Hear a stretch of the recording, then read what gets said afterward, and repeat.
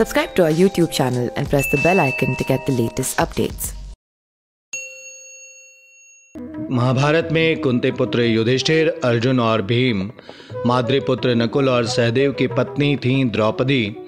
राजा द्रुपद की पुत्री द्रौपदी को पांचाली भी कहा जाता है। कृष्ण और द्रौपदी में क्या रिश्ता था, आइए जानते हैं।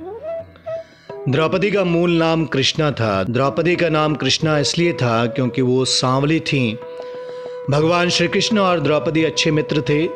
द्रौपदी उन्हें सखा तो कृष्ण उन्हें सखी मानते थे। कृष्ण ने द्रौपदी के हर संकट में साथ देकर अपनी दोस्ती का कर्तव्य निभाया था। कहते हैं भगवान श्री कृष्ण की मांसपेशियां मृदु परंतु युद्ध के समय विस्तृत हो जाती थीं, इसलिए सामान्यतः लड़कियों के समान दिखने वाला उनका लावण्यमय शरीर युद्ध के समय अत्यंत कठोर दिखाई देता था। कहते हैं यही खासियत द्रौपदी के शरीर में भी थी। एक कथा के अनुसार जब भगवान श्री कृष्ण द्वारा सुदर्शन चक्र से शिशुपाल का वध किया गया, उस समय श्री कृष्ण की अंगुली भी कट गई थी। अंगुली कटने पर श्री कृष्ण का रक्त बहने लगा। तब द्रौपदी ने अपनी साड़ी फाड़कर भगवान श्री कृष्ण की अंगुली पर बांधी थी। इसके बदले श्री कृष्ण ने द्रौपदी को आशीर्वाद देकर कहा था, एक दिन मैं अवश्य तुम्हारी साड़ी की कीमत अदा करूंगा। इन कर्मों की वजह से श्री कृष्ण ने द्रौपदी के चीरहरण के समय उनकी साड़ी को इस पुण्य के बदले ब्याज सहित इतना बढ़ाकर लौटाया और उनकी लाज बचाई। ऐसी किंवदंती है कि पांडव और कर्ण से पूर्व द्रौपदी कृष्ण को चाहती थीं।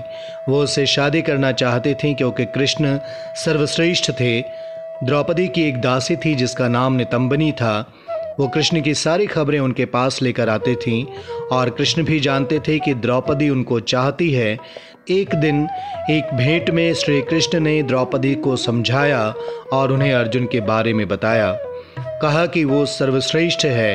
इस तरह द्रौपदी का मन श्री कृष्ण ने अर्जुन की तरफ मोड़ दिया और दोनों मित्र बन गए।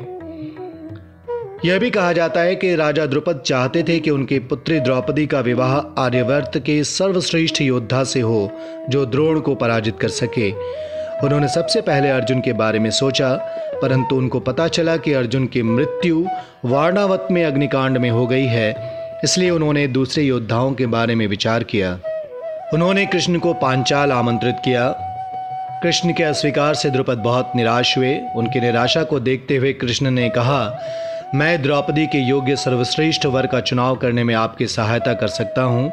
द्रुपद उनका प्रस्ताव स्वीकार कर लेते हैं और कहते हैं कि मुझे ऐसा योद्धा चाहिए जो द्रोण को पराजित कर उनके अपमान का बदला चुका सके। तब उन्होंने सलाह दी कि द्रौपदी के स्वयंवर में धनुर्वेद की एक कठिन प्रतियोगिता रखी। जो उस प्रतियोगिता में विजयी होगा वो सर्वश्रेष्ठ धनुर्धर होगा। उसके साथ द्रौपदी का विवाह करके आप अपनी इच्छा पूर्ण कर सकते हैं। श्री कृष्ण और द्रौपदी दोनों ही सुंदर, सक्षम और वैचारिक रूप से समान थे।